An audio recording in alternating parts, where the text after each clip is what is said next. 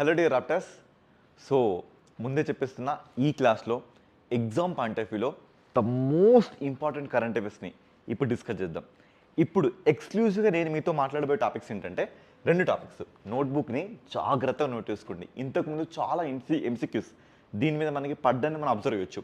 Okay, number 1 topic ఇదేంటంటే ప్రధానమంత్రి మత్స్య సంపద యోజన. ఓకేనా, ప్రధానమంత్రి మత్స్య సంపద యోజన. సరే, మరి నెక్స్ట్ టాపిక్ ఏంటంటే దట్ ఈస్ సావిత్రిబాయి పూలే.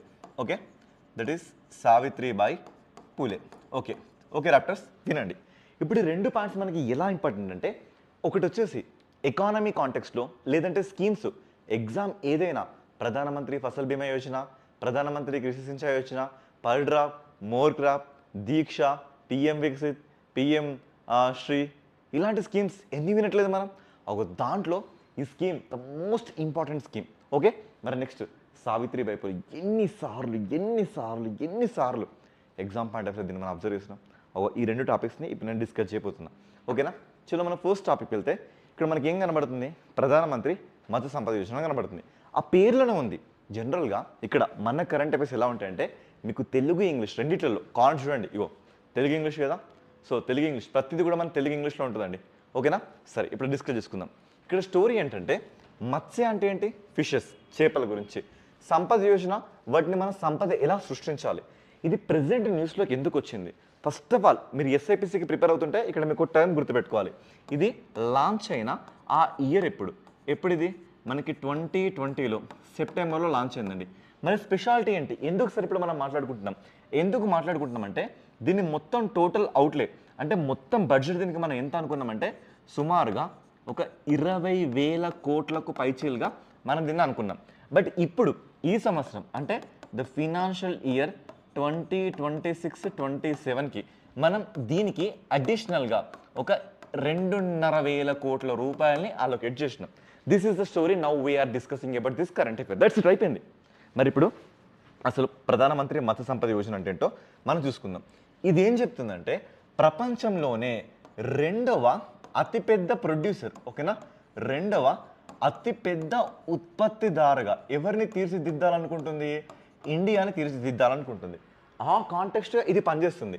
అయితే ఇప్పుడు మీరు ఒక పాయింట్ని గుర్తుపెట్టుకోండి. ఎకానమీలో ద మోస్ట్ రిపీటెడ్ క్వశ్చన్ ఏంటంటే మళ్ళీ ఎకానమీ అంటే సార్ ఇది భయపడి ఇక్కడ ఉంది నేను ఉండగా భయపడాల్సిన అవసరమే లేదు. సింపుల్గా తొక్క ఒలిచి నోట్లో పెట్టడం నా స్టైల్. సరే చూద్దాం.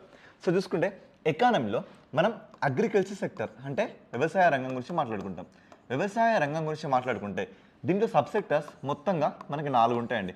ఒకటి ఏంటంటే క్రాప్స్, అంటే దీన్ని మనం పంటలు అనే పేరుతో పిలుచుకుంటాం. ఓకేనా, పంటలకు సంబంధించింది ఒక సెక్టర్. మరి నెక్స్ట్ సెక్టర్ ఏంటంటే దట్ ఈస్ లైవ్ స్టాక్ అంటే పశు సంపద. ఈ పశు సంపద నెక్స్ట్ సెక్టర్ అండి. ఓకే, మరి మూడోది ఏంటంటే ఫారెస్ట్ అండ్ లాగింగ్. ఓకేనా, ఫారెస్ట్ అండ్ లాగింగ్, కలప మరియు అటవీ సంపద. ఇగో ఇక్కడ చూడండి నాలుగవది, దీని పేరు ఏంటంటే అక్వా అంటే ఫిషరీ పరిశ్రమ, మత్స్య సంపద. దీనికి సెపరేట్గా ఒక మినిస్ట్రీ ఉంది. ఓకేనా, దాని పేరే ministry of fisheries, animal husbandry and dairying. ఇగో ఈ మినిస్ట్రీ కింద ఇది రన్ అవుతుంది.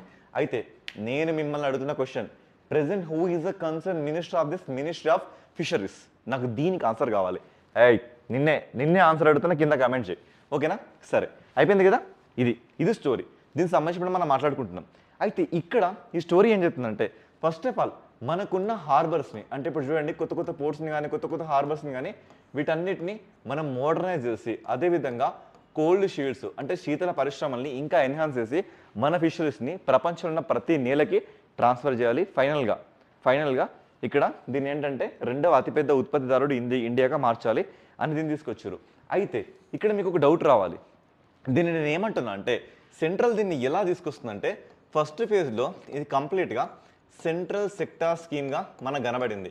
మరి నెక్స్ట్ ఫేజ్లో ఇది ఎలా వచ్చిందంటే సెంట్రల్లీ స్పాన్సర్డ్ స్కీమ్గా మనకు వచ్చింది. సెంట్రల్లీ స్పాన్సర్ స్కీమ్గా అంటే ఇది ఇప్పుడు మనకి 2 ఫేజ్లలో వస్తుంది. ఒకటి ఫస్ట్ మొదట్లో సెంట్రల్ మాత్రమే మొత్తం టోటల్ అవుట్లే ఇచ్చేసుకుంది. మరి నెక్స్ట్ ఫేజ్లో సెంట్రల్ స్పాన్సర్ చేస్తుంది. అంటే ఎంత డబ్బులు ఇవ్వాలి ఏంటంటే ఇక్కడ మీకు ఏం అర్థమవుతుందంటే సెంట్రల్ స్పాన్సర్ చేస్తున్న అర్థం ఏంటి, ఇది వచ్చేసి మీకు కాన్కరెంట్ లిస్ట్లో ఉన్నదని అర్థం కదా. అంటే ఇండియన్ పాలిటీ పాయింట్ ఆఫ్ వ్యూలో మీరు టచ్ చేసుకుంటే ఈ ఫిషరీ పరిశ్రమ కానీ ఇలాంటి పరిశ్రమలు కానీ వెల్ఫేర్ థింగ్స్ కానీ ఇవి మీకు కాన్కరెంట్ లిస్ట్లో ఉన్నాయి అర్థం. అంటే ఇది మనకి సెంట్రల్ సెక్టర్లో కనబడుతుంది, సెంట్రల్ స్పాన్సర్లో కూడా కనబడుతుంది. ఈ పాయింట్స్ మీరు గుర్తుపెట్టుకోండి ఓకేనా. బై ద వే ఇంత సరిపోతుంది, ఇంతకు మించి ఒక్క పాయింట్ మీరు ముందుకెళ్ళి అవసరం లేదు. ఇక మీకు కావాలనుకుంటే ఈ పీడిఎఫ్ మన టెలిగ్రామ్ ర్యాప్టర్ అకాడమీ ఉంది కదా, just go and grab it. Okay, మరి నెక్స్ట్ ఎవరి గురించి మనం మాట్లాడుకుంటున్నాం? Great Savitribai Phule. Yeah, we are discussing about Savitribai Phule. ఎందుకు సార్ ఈరోజు ఎందుకు? చూడండి, జనవరి 3 నాడు నేను ఈవిడ గురించి మాట్లాడినా. ఎందుకు మాట్లాడినా ఆ రోజు? Because on the day her birth anniversary. But now March 10th ఆవిడ డెత్ యానివర్సరీ. ఈ 2 సందర్భాలుగా నేను ఆ రోజు చెప్పిన, మళ్ళీ మనం మార్చ్ 10 నాడు మాట్లాడుకుంటాం ఈవిడ గురించి అని. ఈవిడ గురించి ఇప్పుడు మనం మాట్లాడుకుంటున్నాం ఓకేనా. సరే చూద్దాం. ఇక్కడ సావిత్రిబాయి పూలే. ఓకే, సో సావిత్రిబాయి పూలే గురించి నేను ఆల్రెడీ ఒక చిన్న నోట్స్ తీసుకొచ్చిన మీకు. సో ఈ చిన్న నోట్స్ మీకు ఎనఫ్ అండి, సరిపోతుంది ఈ నోట్స్. ఓకే, సో ఇక్కడ సావిత్రిబాయి పూలే గురించి నేను ఇక్కడ ఏ డేటా అయితే చెప్తున్నో the data is much enough, more than enough. ఓకేనా, ఎస్ చూద్దాం. ఇక్కడ సావిత్రిబాయి పూలే అండి, ఈ సావిత్రిబాయి పూలే. ఓకే, ఈవిడ గురించి మనం కొన్ని పాయింట్స్ మాట్లాడుకుందాం. ఫస్ట్ ఆఫ్ ఆల్ ఈవిడ ఎవరి భార్య? మనకి జ్యోతి బాపులే గారి భార్య. మరి జ్యోతి బాపులే ఎవరు? సో ఆ జ్యోతి బాపులే పేర్లోనే ఉంది పూలే. వాళ్ళు ఒక ఫ్లవర్ సెల్లర్స్. వీళ్ళు వచ్చేసి మనకి మాలి అనే క్యాస్ట్లో పుట్టిన వాళ్ళు. ఈ మాలి కాస్ట్ అనేది శూద్ర కులానికి సంబంధించిన ఒక క్యాస్ట్. ఓకేనా, ఈయన్ని పెళ్లి చేసుకున్న ఆ మాతృమూర్తి ఆవిడ పేరే మనకి ఇప్పుడు సావిత్రిబాయి పూలే. ఓకేనా, సావిత్రిబాయి పూలే ఈవిడ. ఈ సావిత్రిబాయి పూలే ఈవిడేంటంటే ఈవిడ చదువుకోవాలనే ఇంటెన్సిటీని గమనించి తన భర్త ఈవిని ట్రైన్ చేయడం జరిగింది. అలా వీళ్ళు సతారా జిల్లా నుంచి పూణేకి ట్రాన్స్ఫర్ అయ్యారు. ఎందుకు ట్రాన్స్ఫర్ అంటే పుట్టిన ఇంటి వాళ్ళే ఈ విషయాన్ని ఒప్పుకోలేదు. ఏంట్రా ఆడపిల్లకి చదివేంట్రా, భార్యకి చదివేంట్రా అని తిట్టడం జరిగింది. అయితే తర్వాత ఈవిడ 1847లో ఒక సర్టిఫైడ్ ట్రైన్ టీచర్గా బయటకు రావడం జరిగింది. ఓకేనా, సర్టిఫైడ్ ట్రైన్ టీచర్గా బయటకు రావడం జరిగింది. తర్వాత 1848 చరిత్రలో ఈ సంవత్సరం ఒక సిగ్నిఫికెన్స్ ఉందండి. ఏంటంటే ఇదే సంవత్సరంలో మనకి lord Dalhousie doctrine of labs, అంటే తెలుగులో ఏమంటాం చూసాం మనం, రాజ్య సంక్రమణ సిద్ధాంతం, దాన్ని తీసుకురావడం జరిగింది. ఈ సంవత్సరంలో ఈవిడ ఏం చేస్తుందంటే పూణేలో, అది కూడా బిదేవాడ అనే ఒక ఏరియా. ఎక్కడ? బిదేవాడ. ఓకే, బిదేవాడ ఈ ఏరియాలో ఈవిడ ఒక స్కూల్ని కన్స్ట్రక్ట్ చేయడం జరిగింది. That school is became the first school for the girls in India. అలా మారిపోయింది స్కూల్. ఆడపిల్లలకు ఒక ఫస్ట్ స్కూల్కి ఇది మారిపోయింది. అలా ఈవిని మనం చూసుకోవచ్చు. ఓకేనా, సో తర్వాత ఈవిడ మళ్ళీ మనం స్టార్ట్ చేసిన ఇంకొక ఆర్గనైజేషన్ ఉంది. ఆర్గనైజేషన్. ఆ ఆర్గనైజేషన్ పేరు ఏంటంటే ప్రతిబంధక గృహ. ఏం బంధక గృహ? ప్రతిబంధక గృహ అని ఒక ఆర్గనైజేషన్ స్టార్ట్ చేసింది. ఎందుకు స్టార్ట్ చేసింది ఈ ఆర్గనైజేషన్ని? ఆవిడ రేపుడ్ విక్టిమ్స్ కోసం. ఓకేనా, ఎవరైతే అత్యాచారాలు గురవుతారో వాళ్ళని కాపాడాలని ఈమె ట్రై చేసింది. తన జీవితం మొత్తం సంపాదించిన ఆ విద్యా సంపాదన మొత్తాన్ని కవిత్వాల రూపంలో ఈమె పోస్ట్ చేయడం జరిగింది. ఓకేనా, ఆ కవిత్వాల కలెక్షన్ని మనం ఏమని పిలుస్తున్నామంటే కావ్య పూలే. ఓకేనా, ఏమంటున్నాం? కావ్య పూలే అనే పేరుతో పిలుచుకోవడం జరుగుతుంది. ఓకే, అంత బాగుంది. నెక్స్ట్ ఇంకా ఫైనల్ స్టెప్కి వచ్చినాం. దాని పేరే సత్యశోధక్ సమాజ్. ఈ సత్యశోధక్ సమాజ్లో ఈవిడ one of the prominent members. ఓకేనా, ఆ సమాజ్ని స్థాపించింది ఎవరో కాదు, సాక్షాత్తు ఈవిడ గారి భర్త మన జ్యోతి బాపులే గారు. ఓకేనా, జ్యోతి బాపులే ఈ సంస్థను స్టార్ట్ చేసిందండి. ఆ సంస్థ పేరేంటి? That is Satyashodhak Samaj. ఏ సంవత్సరంలో? 1873. Very very very very much important ఈ డేట్ మాత్రం. Don't forget this date. ఓకేనా, సరే. అయితే ఈ సభను స్థాపించాక దీనికి అధ్యక్షుడిగా ఎవరున్నారంటే మనకి జ్యోతి బాపులే. కానీ దీని జనరల్ సెక్రటరీ. ఓకేనా, ఆ జనరల్ సెక్రటరీ అంటే తెలుగులో ప్రధాన కార్యదర్శిగా ఎవరున్నారు సార్ అంటే ఆయన పేరే గోవిందరావు కడాలక్. ఏం పేరు? గోవిందరావు కడాలక్. అయితే ఈ జ్యోతి బాపులే గారి జీవితాన్ని మార్చిన ఒక పుస్తకం ఉందండి. ఆ పుస్తకం ఏంటంటే థామస్ పెయిన్స్ అనే ఒక రచయిత రాసిన పుస్తకం. దాని పేరే రైట్స్ ఆఫ్ మ్యాన్, మనిషికి ఉండే హక్కుల గురించి ఒక పుస్తకం రాయబడ్డది. ఆ పుస్తకం చదివిన తర్వాత ఆయనలో కంప్లీట్ చేంజెస్ రావడం జరిగింది. ఓకేనా, దాని ప్రతిఫలంగానే ఈయన ఇలాంటి యాక్షన్ తీసుకోవడం జరిగింది. ఓకే, ఆ యాక్షన్స్లో మనం ఎక్స్క్లూజివ్గా మాట్లాడుకోబోతున్న యాక్షన్ పేరేంటంటే that is one of his books. ఆ బుక్ పేరేంటంటే గులాంగిరి. ఏం బుక్? ఆ బుక్ పేరు గులాంగిరి. ఇది చాలా ఫేమస్ బుక్ అండి. ఎప్పుడు రాసిందంటే 1872 ఆ టైంలో బుక్ రాయడం జరిగింది.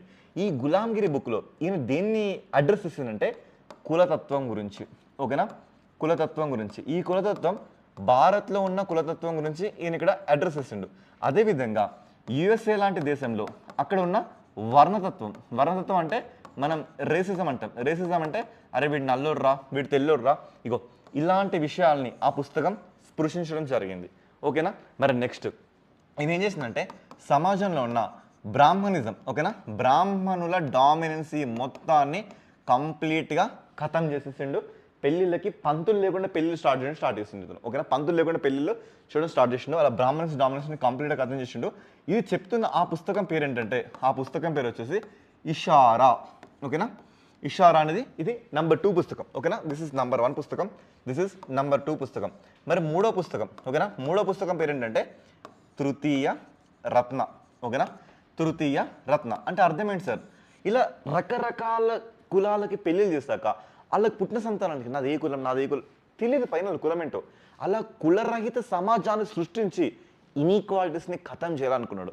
అలా చెప్తున్న పుస్తకం తృతీయ రత్న. తర్వాత ఈయన ఒక జర్నల్ కూడా రాసిండు. ఆ జర్నల్ పేరు దట్ ఈస్ దీనబంధు.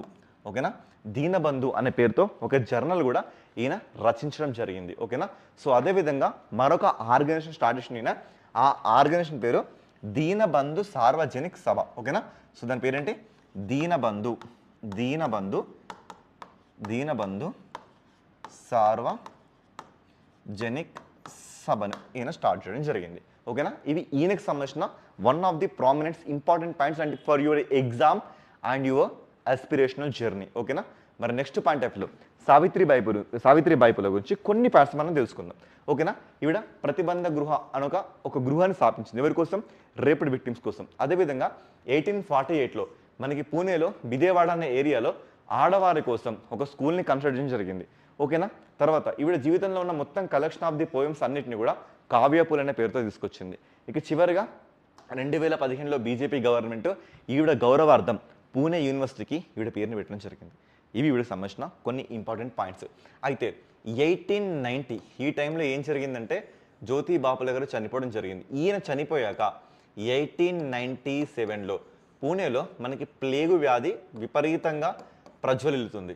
ఆ టైంలో ఈవిడ వీళ్ళకి సర్వీస్ చేస్తూ ఇదే వ్యాధి సోకి ఈవిడ కూడా ఈ సంవత్సరంలో, అది కూడా మనకి మార్చి 10 నాడు ఈ మాతృమూర్తి మరణించడం జరిగింది. అలా ఈవిడ స్టోరీని మనం అబ్జర్వ్ చేయొచ్చు. సో గాయస్, ఇప్పుడు నేను చెప్తున్న విషయం ఏంటంటే ఎగ్జామ్ పాయింట్ ఆఫ్ వ్యూలో ఇలా టాపిక్ వైజ్గా వచ్చిన current affairs very very very much important.